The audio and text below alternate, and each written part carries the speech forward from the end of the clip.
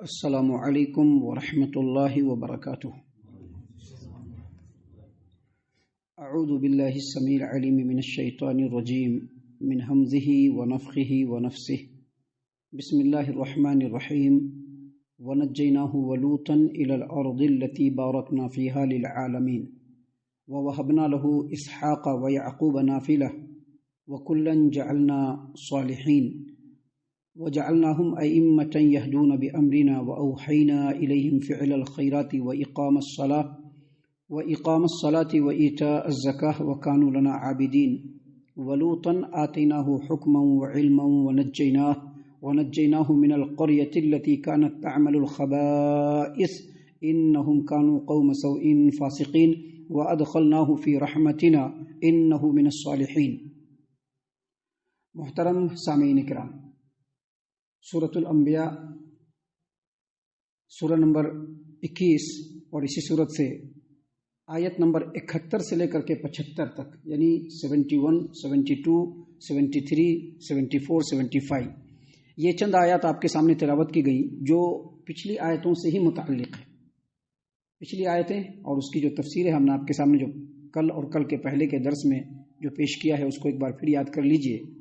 سیدنا ابراہیم علیہ السلام نے اپنے قوم کے سامنے دلیلوں اور برہان کی روشنی میں یہ بتلا دیا، ثابت کر دیا کہ جو مشرکین جو بتوں کی پوجا کر رہے ہیں، یہ بت نہ تو نفع پہنچا سکتے ہیں نہ ہی نقصان پہنچا سکتے ہیں، کچھ بگڑی بنا نہیں سکتے ہیں اور کچھ بگاڑ بھی نہیں سکتے ہیں، جبکہ اگر ان کے اوپر کوئی حملہ آور ہو جائے تو ان سے اپنے آپ کو سیف بھی نہیں کر سکتے۔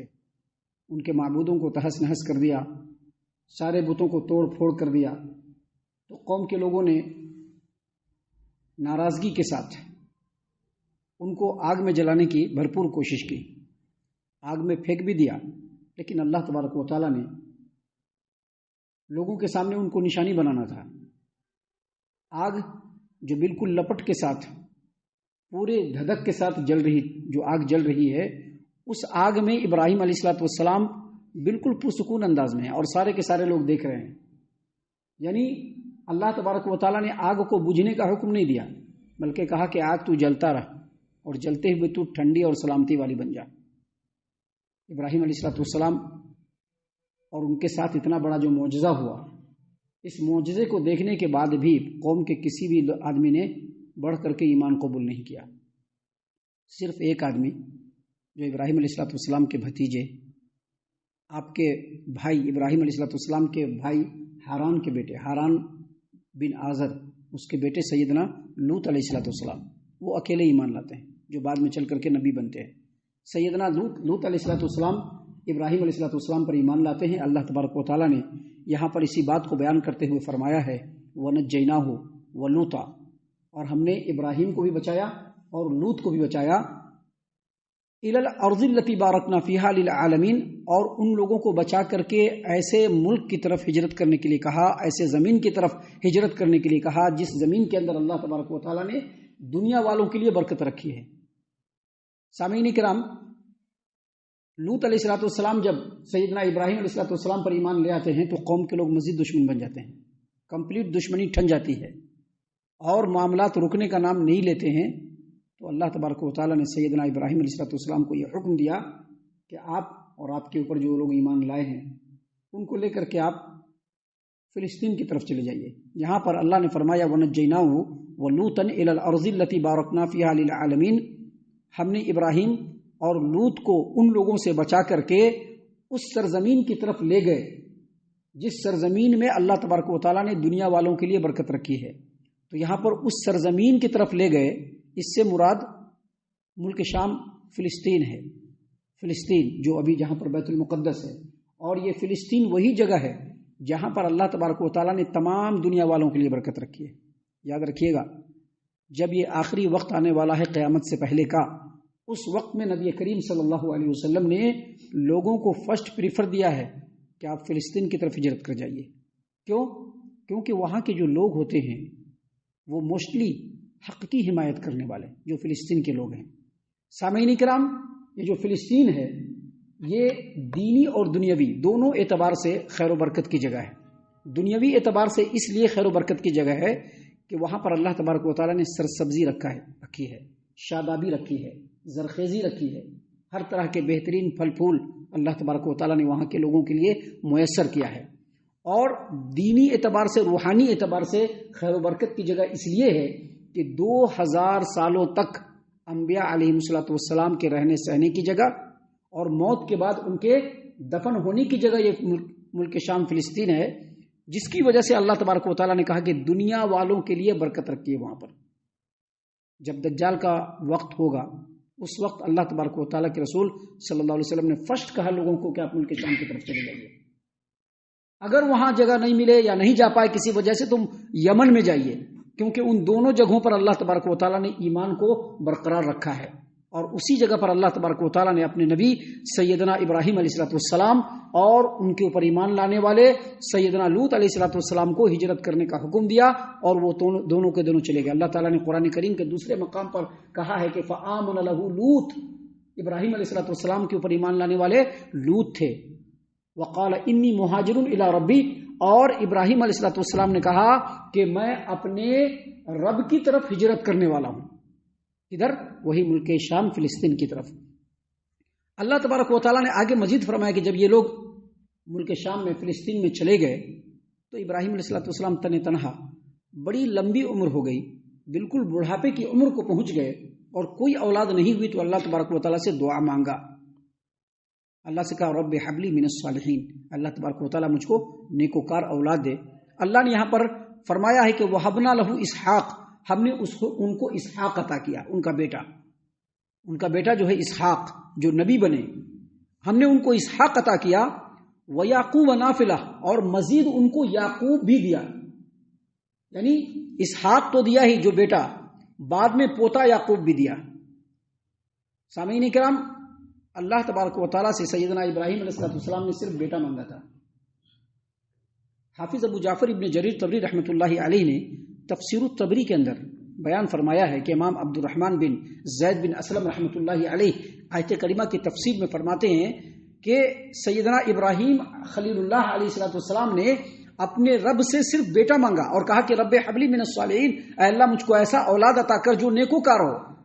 لیکن اللہ تبارک و تعالیٰ نے اپنے فضل و کرم کو مزید کرتے ہوئے ان کی زندگی میں ہی ان کو بیٹے سے بھی نوازا اور پوتے سے بھی نوازا.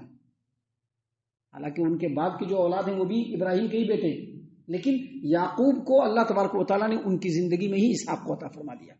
اس سے پتہ چلتا ہے کہ جو آدمی اپنے رب کے لیے خالص ہوتا ہے، اپنے رب کے دین کے لیے خالص ہوتا ہے، اپنے رب کے حکم کے لیے خالص ہوتا ہے، تو جو وہ مانگتا ہے اللہ اس کو بھی دیتے ہیں، اور جو اس کے لیے خیر و بھلائی والی چیز ہوتی ہے اللہ تعالیٰ مزید اس کو عطا کرتے ہیں.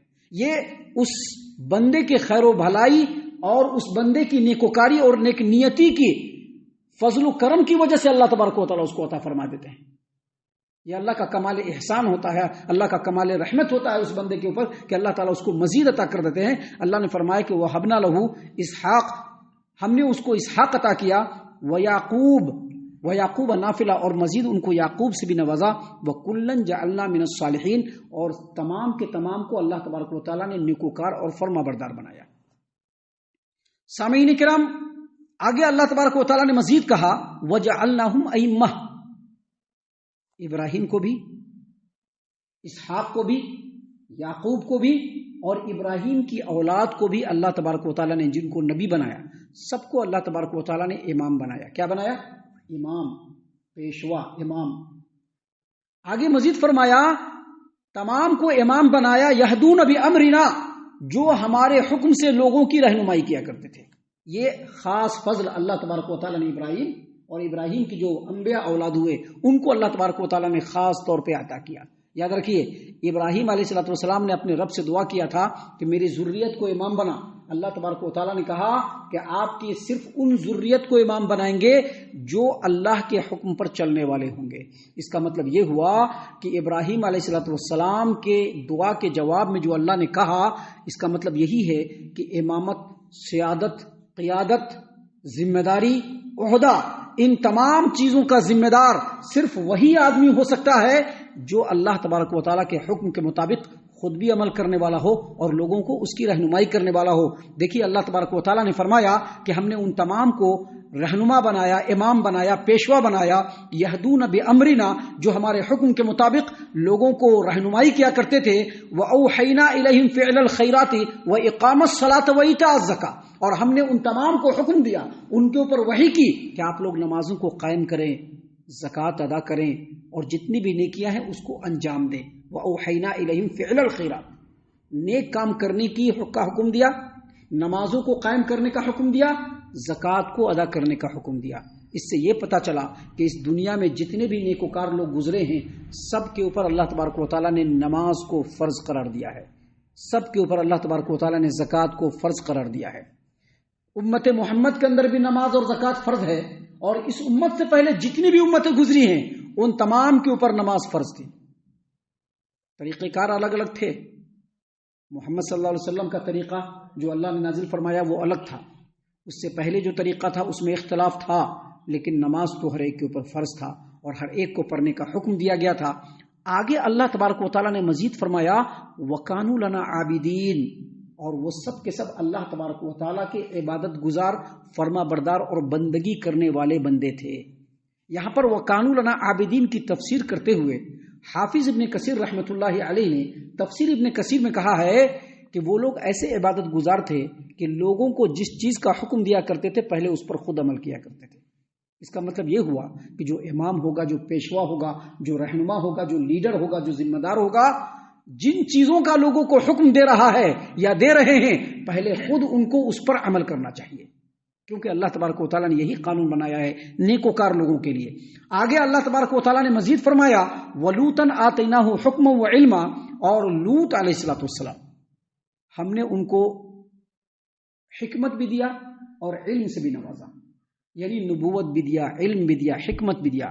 آگے مزید کہا وَنَجَّيْنَاهُ مِنَ الْقَرْيَةِ الَّتِي كَانَتْ تَعْمَلُ الْخَبَائِثَ، اور ہم نے لوط کو اس بستی سے نجات دی جس کے رہنے والے لوگ پلید اور نجس کام کیا کرتے تھے۔ لوط علیہ السلام کے بارے میں اس سے پہلے بھی ہم نے آپ کے سامنے اپنے درس میں بیان کر دیا ہے۔ یہاں پر آپ کو ہم مختصر بتلانا چاہتے ہیں کہ سیدنا لوط علیہ السلام کو جس قوم اور جس بستی کی طرف نبی بنا کر کے بھیجا گیا اس بستی کا نام عروم سدوم، عروم بھی کہا جاتا ہے اور سدوم بھی کہا جاتا ہے۔ یہ جو بستی ہے بحیرہ مردار جس کو ڈیڈ سی کہتے ہیں، اس کے بالکل سٹے ہوئے اردن کی جانب سرسبز اور شاداب علاقہ سدوم تھا، وہیں پر اللہ کے نبی لوط علیہ السلام کو اللہ تبارک و تعالیٰ نے نبی بنا کر کے بھیجا۔ وہاں کے لوگ بڑے گندے کام کیا کرتے تھے، گیئزم میں مبتلا تھے، ہم جنس پرستی، وہاں کے لوگ ہم جنس پرستی میں مبتلا تھے۔ اور وہاں کے لوگوں کی جو دوسری خرابی تھی وہ یہ کہ رستے پر بیٹھ جایا کرتے تھے، آنے جانے والے مرد ہو یا عورت ہو ان کے اوپر ٹونٹ کیا کرتے تھے، ان کے اوپر آواز کسا کرتے تھے، پتھر برسا دیا کرتے تھے، ستایا کرتے تھے۔ اللہ تبارک و تعالیٰ نے کہا کہ یہ خباثت اور نجاست اس قوم کے اندر تھی جس سے اللہ تبارک و تعالیٰ نے لوط علیہ السلام کو نجات دیا۔ اور آگے مزید کہا انہم کانوا قوم سوء فاسقین، لوط علیہ السلام کے قوم کے لوگ جو تھے انتہائی برے اور انتہائی نافرمان تھے، جس کی سزا میں اللہ تبارک و تعالیٰ نے پوری بستی کو تباہ و برباد کر دیا۔ اور جس جگہ پر سدوم بستی تھی اس کا پورا علاقہ آج ڈیڈ سی کے اندر پایا جاتا ہے۔ سامعین کرام، آگے اللہ تبارک و تعالیٰ نے مزید کہا وَأَدْخَلْنَاهُ فِي رَحْمَتِنَا إِنَّهُ مِنَ الصَّالِحِينَ، اور ہم نے لوط کو اپنی رحمت میں داخل کر لیا کیونکہ وہ بڑے نیک اور صالح بندے تھے۔ اس سے یہ پتہ چلا کہ جو انسان جس قدر اللہ اور اس کے رسول صلی اللہ علیہ وسلم کی اطاعت و فرما برداری میں آگے بڑھے گا وہ اسی قدر اللہ تبارک و تعالیٰ کی رحمت کے پناہ میں داخل ہوتا ہوا چلا جائے گا۔ ہم اللہ سے دعا کرتے ہیں کہ اللہ تعالیٰ ہم تمام کو ان باتوں کے اوپر خوب غور و فکر اور تدبر کرنے کے ساتھ ساتھ ان باتوں کے اوپر عمل کرنے کی بھی توفیق عنایت فرمائے، آمین۔ اللہ تعالی ہم تمام کو صحیح معنوں میں پکا سچا مومن مسلمان بنائے، اللہ اور اس کے رسول صلی اللہ علیہ وسلم کی اطاعت و فرما برداری کرنے والا بنائے، صحابہ کرام رضی اللہ عنہم کے طریقے پر چلنے والا بنائے، جنت الفردوس میں جگہ عطا فرمائے۔ اے اللہ ہم تمام کو جہنم سے پناہ دے، اے رب العالمین ہم تمام کو جہنم سے پناہ دے، اے مالک الملک ہم تمام کو جہنم سے پناہ دے، آمین یا رب العالمین۔ وما علینا الا البلاغ المبین۔